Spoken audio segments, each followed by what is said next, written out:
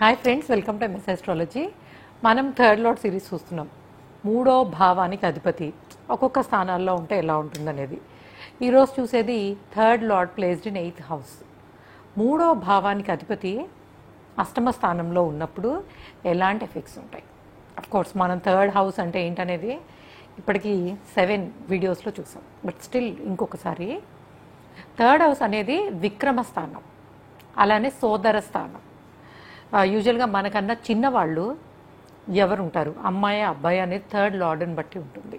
అంటే మనకి తమ్ముడు చెల్లి వీళ్ళు. అలానే మూడో భావము అనేది మనలో ఉండే టాలెంట్స్ని ఇండికేట్ చేస్తూ ఉంటుంది, అంటే స్కిల్స్ అన్నమాట. మనకి చూడండి, థర్డ్కి ఫిఫ్త్కి ఉండే డిఫరెన్స్ ఏంటంటే, ఫిఫ్త్ అనేది మన క్రియేటివిటీ, మనం ఇంకా ఎంత బాగా చేయగలం అనేది. కానీ థర్డ్ హౌస్ అనేది అసలు మనకి ఎలాంటి స్కిల్ సెట్స్ ఉంటాయి. కొంతమందికి చూడండి బాగా రాయగలుగుతారు, అలానే కొంతమందికి షటిల్ ఆడడం కానీ ఇవన్నీ చాలా బాగా వస్తాయి. లేదు, కొంతమందికి ఇన్నోవేటివ్గా థింక్ చేయగలరు వాళ్ళు.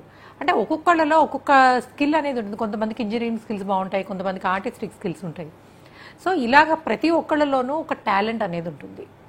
సో అలాంటి టాలెంట్స్ని మనం థర్డ్ హౌస్ నుంచి చూస్తాం. మూడో భావానికి అధిపతి కానీ మూడో భావంలో ఉండే గ్రహాలు కానీ ఇండికేట్ చేస్తూ ఉంటాయి. అలానే మూడో భావం అనేది మనకు తెలుసు, ఇప్పుడున్న కమ్యూనికేషన్, మనము చేసే టెక్స్ట్లు కానివ్వండి, అంటే లైక్ యూస్ చేసే మొత్తం all kind of communications, social media అవనియండి, మొబైల్స్ అవనియండి, ఏదైనా సరే మొత్తం కమ్యూనికేషన్ అంతా థర్డ్ హౌస్ నుంచే ఉంటుంది. ఇక అష్టమ భావము 8th హౌస్ అనేది దేన్ని ఇండికేట్ చేస్తుంది. అష్టమ భావం అనేది మనకి మామూలుగా అయితే ఆయుష్ స్థానం అని, ఆడవాళ్ళకి మాంగళ్య స్థానం అని చెప్తారు. అయితే ఇన్ జనరల్ అష్టమ భావం అనేది కొంత సీక్రెట్ హౌస్. అష్టమ భావం అనేది ఒక సముద్ర గర్భం లాంటిది. పైనుంచి చూడండి ఏం చూసినా కనపడదు లోపల ఏముందనేది. ఈవెన్ అష్టమం కూడా అంతే. అష్టమంలో ఉండే గ్రహాలు కానీ అష్టమ భావము కానీ డీప్ నాలెడ్జ్ని కూడా ఇండికేట్ చేస్తూ ఉంటుంది. అలానే అన్సర్టెనిటీ, అంటే జీవితంలో అనుకోకుండా జరిగే చేంజెస్, సడన్ ఈవెంట్స్. అఫ్కోర్స్ అది కొంత మంచివి అవ్వచ్చు, కొంత చెడువి అవ్వచ్చు. అది జరుగుతున్న దశ అంతర్దశని బట్టి, అలానే ఏ గ్రహాలు అష్టమంలో ఉన్నాయి, అష్టమాధిపతి ఎక్కడ చూస్తున్నాడు, అండ్ ఆల్ దీస్ ఇవన్నీ కూడా మారుస్తాయి. అది పాజిటివా నెగిటివా అనేది. కానీ ఏదైనా సరే ఒక పాజిటివ్ చేంజ్ కానీ నెగిటివ్ చేంజ్ కానీ సడన్ ఈవెంట్స్ అనేవి అష్టమ స్థానం నుంచి ఉంటాయి. అలానే అష్టమంలో ఉండే గ్రహాలు డీప్ నాలెడ్జ్ని ఇస్తాయి ఆ సబ్జెక్టుకి సంబంధించి. ఫర్ ఎగ్జాంపుల్, మీకు బుధుడు థర్డ్ లార్డ్ అయి అష్టమ స్థానంలో ఉన్నాడు అనుకోండి, బుధుడికి సంబంధించిన అంటే ఇదర్ అకౌంట్స్ కానీ ఎలక్ట్రానిక్స్ కానీ కెమిస్ట్రీ కానీ వీటిల్లో డీప్ నాలెడ్జ్ ఉండే అవకాశం ఉంటుంది. లేదు, మీకు కుజుడు థర్డ్ లార్డ్ అష్టమ స్థానంలో ఉన్నాడు, వీళ్ళు చాలా సీక్రెటివ్గా వర్క్ చేయగలరు. అంటే చూడండి, ఫర్ ఎగ్జాంపుల్ మనకి సిబిఐలోను అలానే ఫారెన్ సర్వీసెస్లోనూ మన దేశం నుంచి బయట కంట్రీస్లో సీక్రెట్ ఏజెంట్స్ కింద ఉంటారు. అలానే మనకు కూడా సీక్రెట్ ఇన్వెస్టిగేషన్ చేసేవాళ్ళు ఉంటారు ప్రతి కంట్రీలో. సో ఎప్పుడైతే కుజుడు లాంటి గ్రహం మూడో భావానికి అధిపతి అయ్యి అష్టమ స్థానంలో ఉందో, ఇలాంటి ప్రొఫెషన్స్లో సక్సెస్ అయ్యే అవకాశం ఉంటుంది. ద రీజన్ ఏంటంటే, కుజుడు మామూలుగానే మూడో భావంలో ఉన్నప్పుడు ఆ ధైర్యాన్ని ఇచ్చేస్తాడు. అఫ్కోర్స్ బలం ఎలా అయినా ఉండనియండి, మేబీ ఉచ్చస్థితిలో ఉన్నాడా లేకపోతే తగ్గిందా అదంతా అనవసరం. బట్ ఇక్కడ విక్రమ స్థానంలో ఎప్పుడైతే కుజుడు అధిపతి అయ్యాడో, ఆ కుజుడుకు సంబంధించిన వీరత్వం కానీ, ఎదిరించాలి లేదా ఈ పోలీస్ డిపార్ట్మెంట్స్లో ఉండాలి అంటే ఆ స్కిల్స్ అన్నీ వీళ్ళలో ఉంటాయి, ఉండే అవకాశం ఉంటుంది. సో మనకి ఎప్పుడైనా ఒక ప్లానెట్ మొత్తం అన్నీ ఇచ్చేది కదా, ఒక ప్లానెట్ వల్ల ఓకే ఈ గ్రహం ఇక్కడ వరకు కొంత మనకి ఈ ఫీల్డ్లోకి వెళ్ళే అవకాశం ఇస్తుంది అనేది మటుకు చూడగలం. సో కుజుడు ఏం చేస్తాడంటే, ఈ స్థానంలో అష్టమంలో ఉన్నప్పుడు ఎయిదర్ సర్జన్ కానీ డాక్టర్స్, సర్జన్స్, అలానే ఎక్సలెంట్ ఇట్లాంటి సీక్రెట్ సర్వీసెస్లోనూ డిటెక్టివ్స్ గాను వర్క్ చేసే అవకాశం కూడా ఉంటుంది. సో ఏదైనా ఎప్పుడైనా మూడో భావం అనేది చాలా ఇంపార్టెంట్, ఎందుకంటే అది మనలో ఉండే టాలెంట్స్ని ఇండికేట్ చేస్తూ ఉంటుంది. ఒక్కొక్క స్థానంలో ఉన్నప్పటికీ మనం ఆ టాలెంట్స్ని ఎలా యూజ్ చేసుకోవచ్చు అనేది అర్థమవుతుంది. ఇక కొంతమందికి చూడండి చాలా హిడెన్ టాలెంట్స్ ఉంటాయి, అది టైం వస్తే తప్ప బయటికి రావు.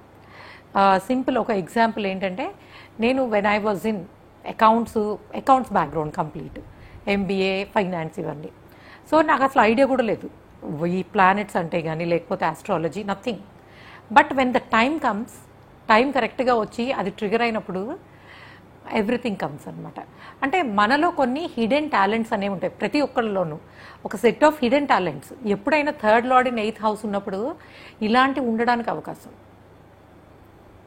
సో అది ఆ దశ అంతర్దశ వచ్చినప్పుడు ఆటోమేటిక్గానే వాటికి బయటికి రావడము, ఆ టాలెంట్ వల్ల వీళ్ళు గుర్తింపు పొందే అవకాశాలు ఉంటాయి. అఫ్కోర్స్ అది ఎలాంటి గుర్తింపు, అదర్ పాజిటివ్ ఆర్ నెగిటివ్ అనేది మళ్ళీ మనం మిగిలిన గ్రహాలు ఎక్కడున్నాయి, నక్షత్రాలు ఎట్లా ప్లే చేస్తున్నాయి, వీటన్నిటినీ చూడాల్సి ఉంటుంది.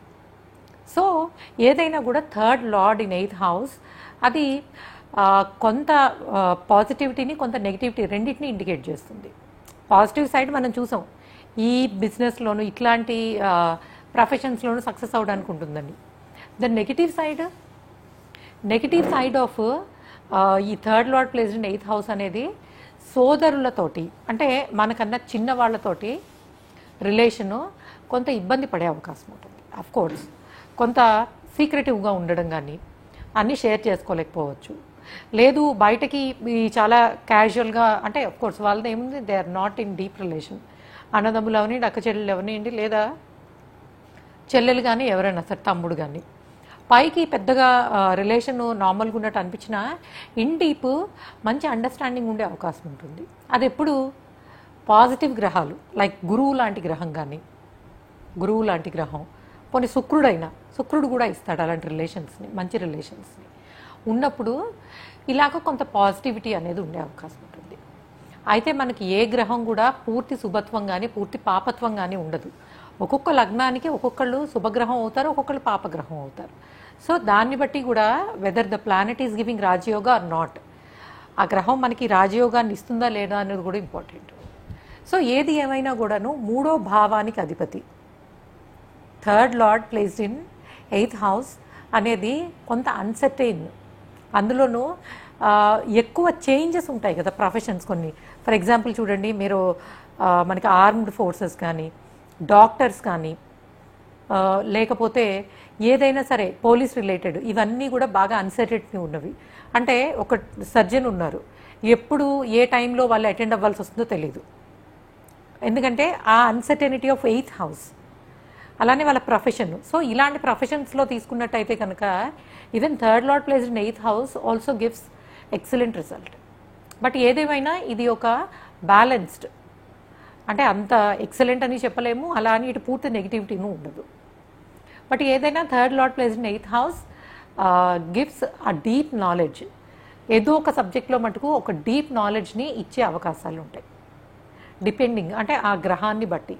ఫర్ ఎగ్జాంపుల్ మీకు చంద్రుడు 3వ భావానికి అధిపతి అయ్యి అష్టమ స్థానంలో ఉంటే ఆస్ట్రాలజీ, ఆస్ట్రానమీ, స్పేస్ సైన్స్ ఇట్లాంటి వాటి మీద ఇంట్రెస్ట్ ఉంటుంది. అలాంటివి నేర్చుకోవాలని, అలాంటి ఫీల్డ్స్లో వర్క్ చేయాలని అనిపిస్తుంది అనమాట. సో ఒక్కొక్క గ్రహాన్ని బట్టి ఒక్కొక్క ఇంట్రెస్ట్ అనేది ఉంటుంది. బట్ ఏదైనా అష్టమ భావంలో ఉండే గ్రహము ఆ గ్రహానికి సంబంధించిన ఎక్సలెంట్ నాలెడ్జ్ని ఇచ్చే అవకాశం ఉంటుంది. అది బలహీనంగా ఉన్న బలంగా ఉన్న తర్వాత, బట్ నాలెడ్జ్ ఇచ్చే అవకాశాలు మటుకు చాలా ఉంటాయి. సో ఓకే గైస్, ఇది 3వ భావానికి అధిపతి అష్టమ భావంలో ఉన్నప్పుడు ఎలాంటి ఎఫెక్ట్స్ ఉంటాయి అనేది. సో అలానే మీ జాతకాన్ని చెప్పించుకోవాలనుకుంటే కనుక send your birth details to MS Astrology Madhavi Sharma, అది నా ఫేస్బుక్ బిజినెస్ పేజ్. అలానే msastrology.com వెబ్సైట్ నుంచి కూడా మీరు మీ కన్సల్టేషన్ రిక్వెస్ట్ని పంపించవచ్చు. Okay guys, thanks for listening. Please subscribe our channel MS Astrology. Thank you.